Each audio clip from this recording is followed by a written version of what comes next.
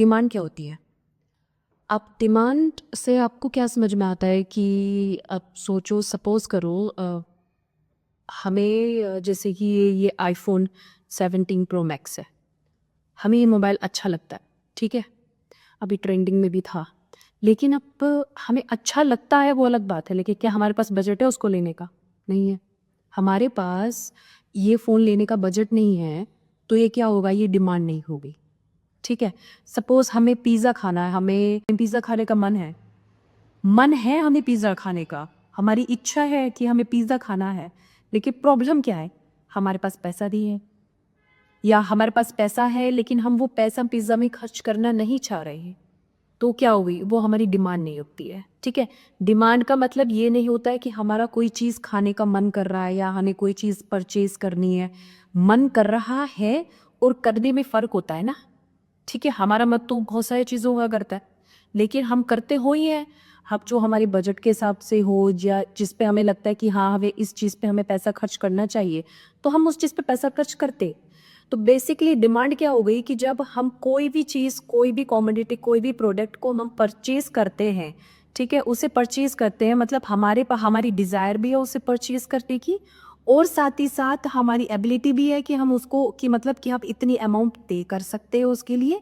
तो ये चीज़ें जो होती है, यानी कि इच्छा होना और इच्छा के साथ आपका बजट होना, ये बजट के साथ आपकी आपको ये भी होना कि हाँ भाई मेरा बजट है और मैं इतने की खरीद सकता हूँ, मतलब खरीद लूँगा।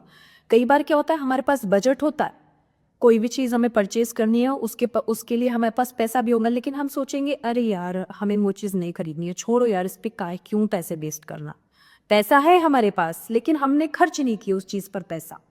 तो डिमांड वो ही होती है जिसमें तीन चीज़, डिमांड वो तभी कहलाएगी जब सबसे पहला डिज़ायर नहीं, डिज़ायर टू बाय, उसकी इच्छा होनी चाहिए। दूसरी टू पे, यानी कि उसके अंदर एबिलिटी, मतलब उसके अंदर क्षमता होनी चाहिए कि मतलब उसके पास पैसे होने चाहिए, उसके पास मतलब बजट होना चाहिए कि हाँ भाई वो उस प्रोडक्ट पर पैसे खर्च कर सकता है, ठीक है? Ability to pay. और थर्ड वन,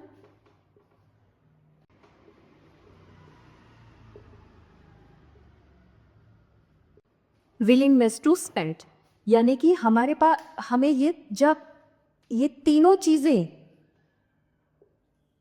जब ये तीनों चीज़ें यानी कि हमारे पास हमें कोई चीज़ खरीदनी है, हमें हमारी कोई चीज़ बाय करने की इच्छा है, दूसरा हमारे पास पैसा थे कि हम उस पे पैसा खर्च कर सकते हैं, और तीसरा कि हमारी इच्छा शक्ति, यानी कि अभी जो विलिंगनेस का मतलब क्या होता है कि जैसे कि भाई हमारे पास पैसा है लेकिन हम सोचते हैं कि यार अब हम पैसा इस पे क्यों वेस्ट करें, हम ये नहीं खरीदते, छोड़। पैसा है, बजट है, हमारी इच्छा भी है, लेकिन हम उस चीज़ को परचेज नहीं कर रहे, हमारी विलिंगनेस नहीं है, हमारी जिज्ञासा नहीं है उस चीज़ को खरीदने की। तो विलिंगनेस टू स्पेंड, जब ये तीनों चीज़ें इंक्लूड हो जाती हैं तभी वो क्या कहलाती है, डिमांड कहलाती है, ठीक है? और अगर हम इसकी एक सिंपल सी डेफिनेशन में दो इसकी, तो वो ये होगी, ठीक है? ये डेफिनेशन है, the quantity of product that a consumer are willing and able to buy at different prices during a given period of time, ठीक है?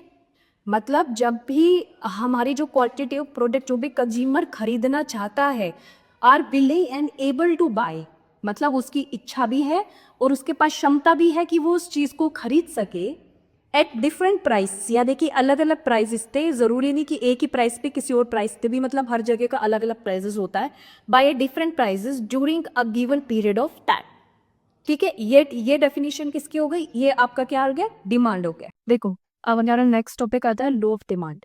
लो ऑफ डिमांड क्या होता है भाई? देखो लो ऑफ डिमांड हमें ये बताता है कि जब बाकी चीजें कांस्टेंट रहेगी, व्हेन अदर्स रिमेन कांस्टेंट, जब भी किसी प्रोडक्ट का या किसी गुड्स का जो है प्राइस बढ़ता है, इंक्रीज होता है, तो उसकी जो डिमांड है वो क्या हो जाती है, वो डिक्रीज हो जाती है। और जब किसी भी गुड्स का प्राइस जो है डिक्रीज होता है, किसी गुड का प्राइस, तो उसकी जो डिमांड है वो इंक्रीज हो जाती है। और डिमांड में क्या कहता है, अदर रिमेन्स, ठीक है?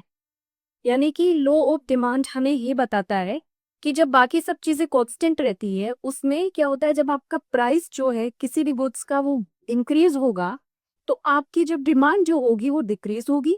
और जब किसी भी प्रोडक्ट का या किसी भी गुड्स का प्राइस जो है वो डिक्रीज होगा, तो उसकी जो डिमांड है वो क्या होगी, वो इंक्रीज होगी। एक सिंपल वर्ड्स में अगर मैं इसको लिखूं, ऐसे इंक्रीज होगा।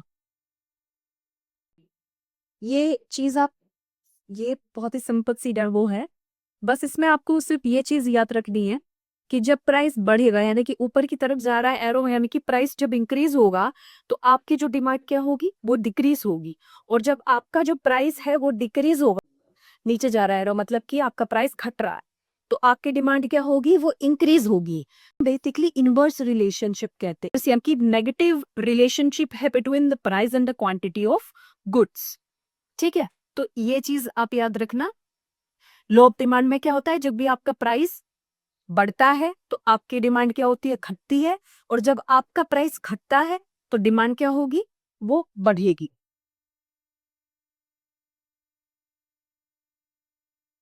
ठीक है, तो इसमें आपको 3 पॉइंट्स, मेन इंपॉर्टेंट 3 पॉइंट्स हैं। सबसे पहला तो ये है कि जब आपका प्राइस इंक्रीज होगा तो डिमांड, अब इसको हटा, आप अगर आपका प्राइस इंक्रीज होगा तो डिमांड घटेगी, और अगर प्राइस घटेगा तो डिमांड क्या होगी, डिमांड बढ़ेगी। ठीक है, पहली चीज। दूसरी चीज ये है कि देयर इज अ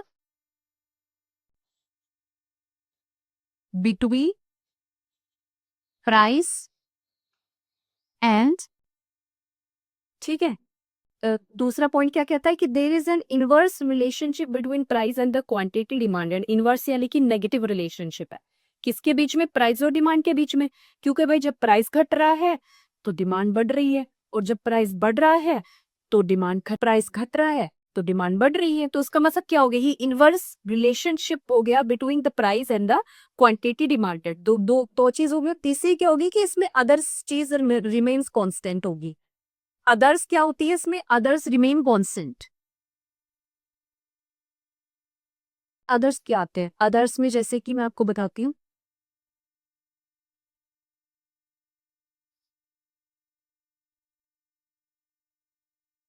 डिमांड में ये चीजें मतलब कुछ चीजें कांस्टेंट, कोई फैक्टर्स, ऐसे कितने सारे फैक्टर्स होते हैं जो कि कांस्टेंट रहते हैं। कौन कौन से फैक्टर्स हैं जो कांस्टेंट रहते हैं किसमें, लॉ ऑफ डिमांड पे, जिसमें फर्स्ट आपका आता है इनकम, सेकंड आपका आता है टेस्ट एंड प्रेफरेंस,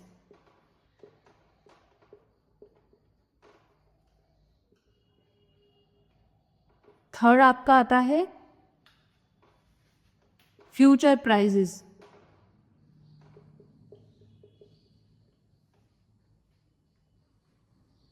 ठीक है, ये कुछ ऐसे फैक्टर्स होते हैं जो कि क्या होते हैं, जो कि कांस्टेंट रहते हैं, यानी कि जिन पे कोई इफेक्ट नहीं पड़ता, जो कि कांस्टेंट रहते हैं। तभी लो ऑफ डिमांड जो होते हैं, लो ऑफ डिमांड में ये सब फैक्टर्स हैं जो कि कांस्टेंट रहते हैं, जिसमें मैंने बोला था ना कि अदर रिमेन कांस्टेंट। तो अदर्स कौन कौन से होते हैं, जैसे कि income, taste, preferences, future prices etcetera. तो ये सब चीज़ें क्या होते हैं, ये अदर्स, ये क्या होती है, ये कांस्टेंट रहती है किसमें, लो ऑफ डिमांड में।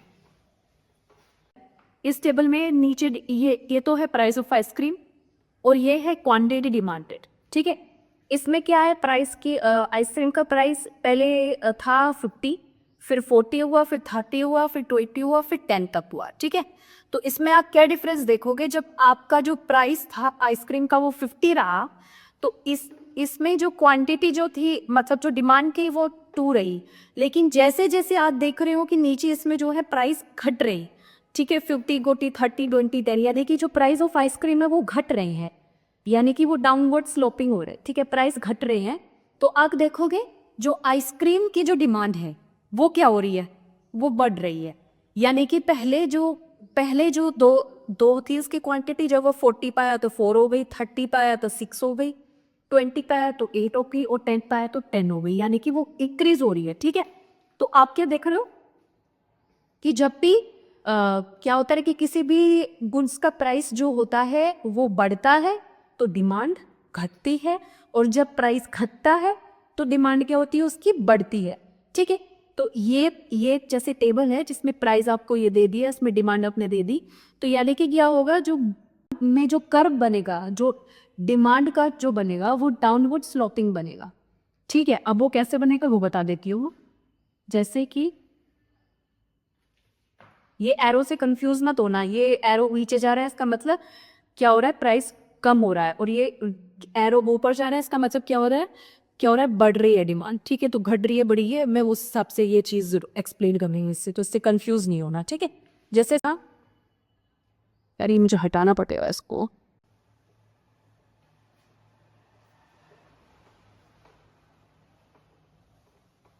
ये साइड में लिख दिया है, जैसे प्राइस ऑफ आइसक्रीम दे लिया 30 30 20 10 और उसमें क्वांटिटी दे दी। तो अब अगर इसका हम डिमांड कर्व बनाएंगे तो वो कुछ ऐसे बनेगा।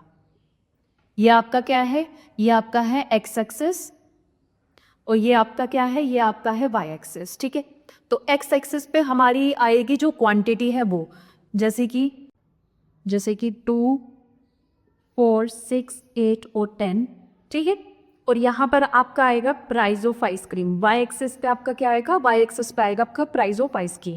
हमारा आ गया है क्वांटिटी डिमांडेड, जिसमें डिमांड आ गई है, वाई पे आ गया हमारा प्राइस। ठीक है, इस पे एक्स एक्सिस पे आ गई हमारी डिमांड और वाई एक्सिस पे हमारा आ गया प्राइस, जो कि 2 4 6 8 ऐसे इंक्रीज हो रहा है, ये घट रहा है, तो 50 40 30 20 10 ये आ गया। ठीक है, तो इसमें अब आप देखोगे जब 50 प्राइस था तो क्वांटिटी कितनी तो उसकी डिमांड कितनी थी 20, तो 50 और 2 के इधर बीच में यहाँ पे कोइक लगा लिया हमने। ठीक है, फिर नेक्स्ट था हमारा 40, जब प्राइस 40 रहा तो इसकी डिमांड बढ़ गई, यानी कि कितनी हो गई 4 हो गई, तो ये यहाँ पे आ गया, इसके इधर दोनों के बीच में रखा दिया। इसके बाद 30 आया तो इसमें क्या थे 6 थी, तो यहाँ पे रह गया ये। ठीक है, इसके बाद थी 20 तो क्या हो गया 8 थी, 8 हो गई थी, डिमांड बढ़ गई थी, तो ये यहाँ पे आ जाएगा। फिर इसके बाद 10 थी तो यहाँ पे दफ्तर आ गया, यानी कि इधर यहाँ। तो ये जो डिमांड कर्व जो है वो क्या हो रही है, वो डाउनवर्ड की तरफ आ रही है, डाउनवर्ड स्लोपिंग। इसको हम क्या बोलेंगे, हो गया हमारा डिमांड कर्व। ठीक है, ये हमारा डिमांड कर्व है जो कि क्या है, डाउनवर्ड की तरफ में, यानी कि नीचे की तरफ आ रहा है, डाउनवर्ड। तो लो डिमांड में क्या होता है, तो ये क्या हो गया, ये इनवर्स रिलेशनशिप शो हो गया between the price and the demand. ठीक है,